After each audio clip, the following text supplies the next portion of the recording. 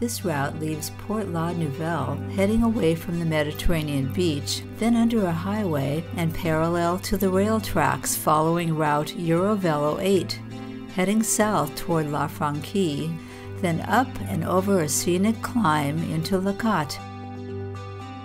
From here we follow bike tracks through Port-Lacat, scenic pine forests and parks, then back to the Mediterranean beach at Barcarès, a technical 35-kilometer ride through all types of terrain.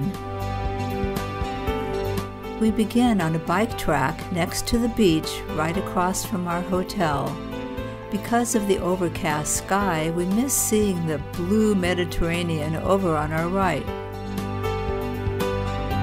In a bike lane, we head away from the beach and make our way to a roundabout.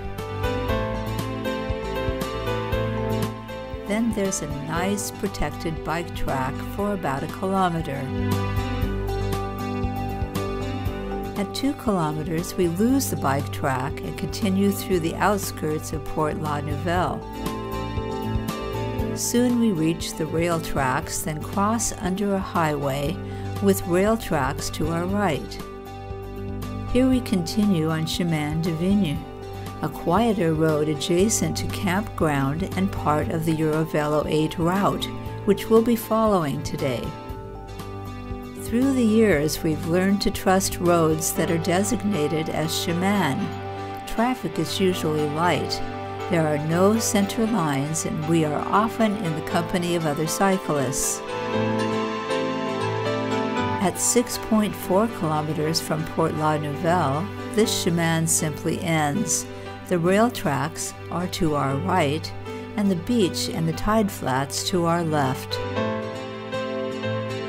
In some sections, it's a gravel maintenance road where we found it safer to dismount. We have to trust the Eurovelo through this rough, unmarked section of rocky road and marshland. On the map, this is called l'Ancien Grau de la Jangresse, which translates the old juggernaut grau.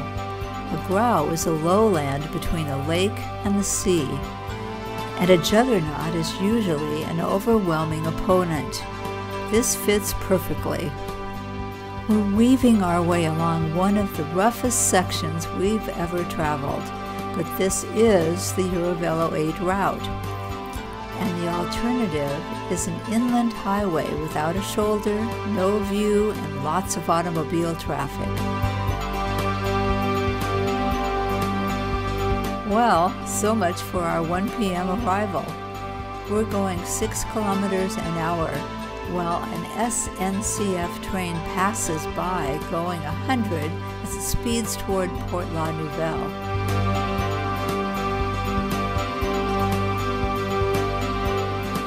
Only 9 kilometers from Port-la-Nouvelle and the gravel track ends. Now we're relying on our trusty Garmin GPS. But the landscape looks like it may have a century ago.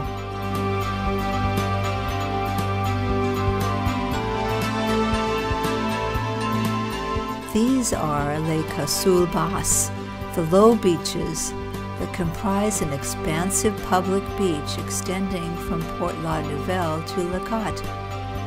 This is a popular area for kite flying, although there are none today, probably due to the lack of winds. This is fortunate for us cyclists, though.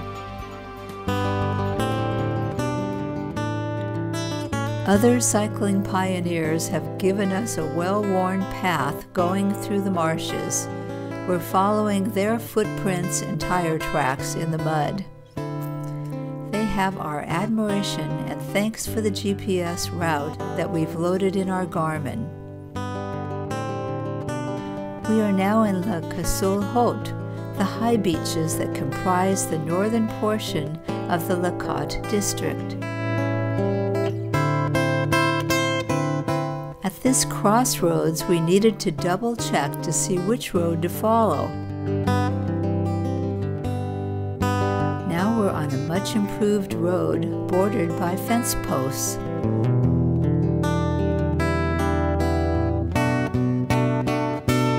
This gate marks the boundary between the High Kussul and the Low Kussul. This is also where we leave the rough roads behind us. Yay!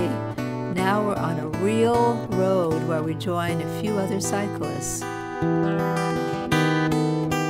We're back on the low beaches as we cross this bridge that takes us through the commune de La Franquie, a town supported by its beaches.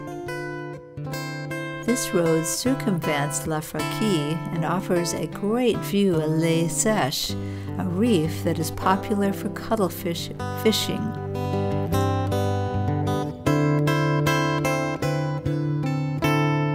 Soon we gain a bike path, the first we've seen since Port-la-Nouvelle, but only for about 400 meters before we cross the road for today's only climb.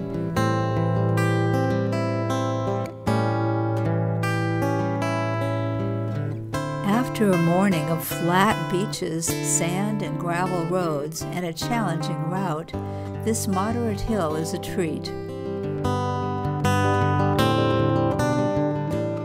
This is another chemin, quiet and practically traffic-free, and with rock walls and vineyards, it's a perfect country landscape. It's ideal for cycling, as others have discovered.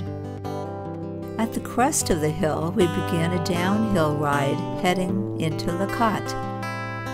Le Cat is actually 3 separate locations, stretching 10 kilometers from north to south. First, there is the historic village of Le Cat, which dates back to the Middle Ages when the Château de Le Cat was an observation post for surveillance of attacks from the Aragon and Spain.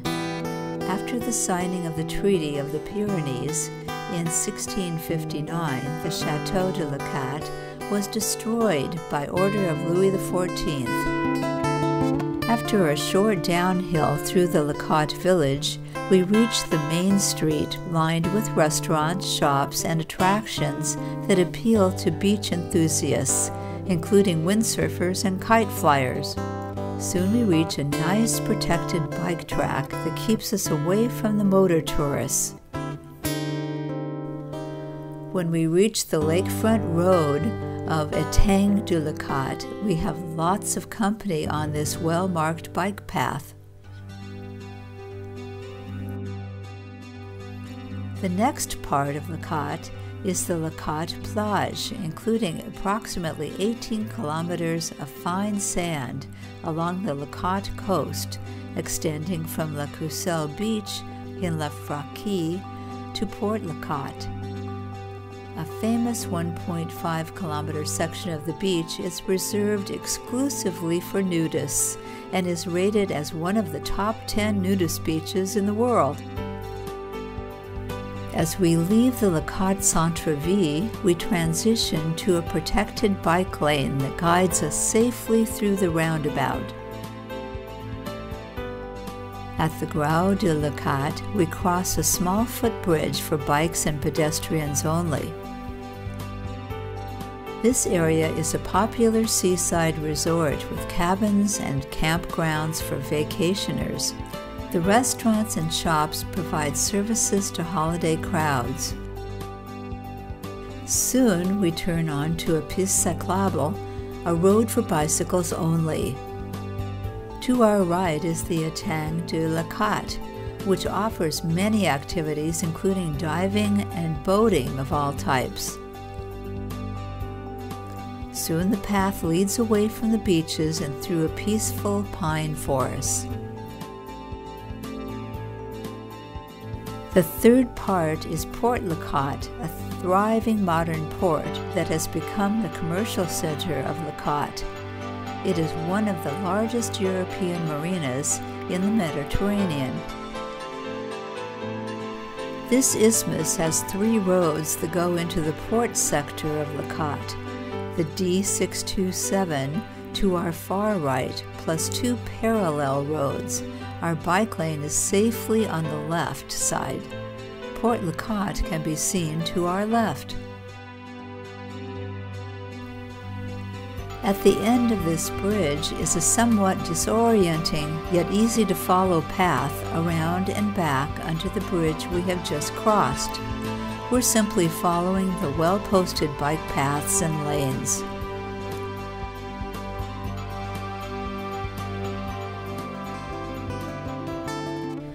From above, it looks like this.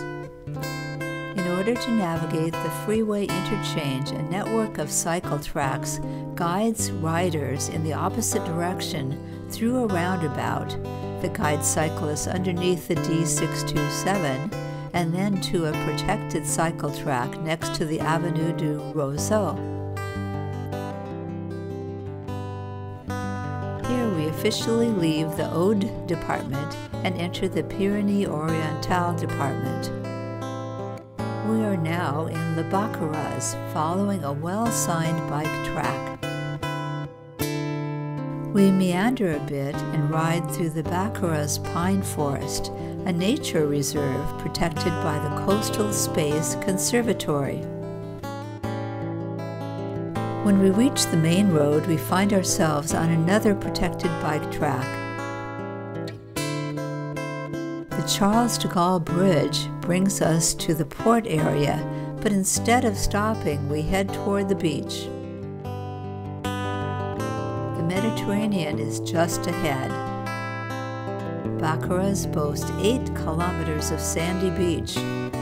There is something for everyone. This leads us to the busy square with hotels and restaurants, and the sea spreads out before us. The Barcarès takes full advantage of its Mediterranean beaches. There is a major fishing port and even shipyards where the famous Catalan boats are built. The Barcarès has become a renowned seaside resort with its symbol, the Lydia steamer, stranded on its beach since June 11, 1967, and now converted into a museum, nightclub, and restaurant. The town also hosts 3 market days per week. These are among the largest and most widely attended in the region. In addition to fresh foods, there are many booths with local crafts.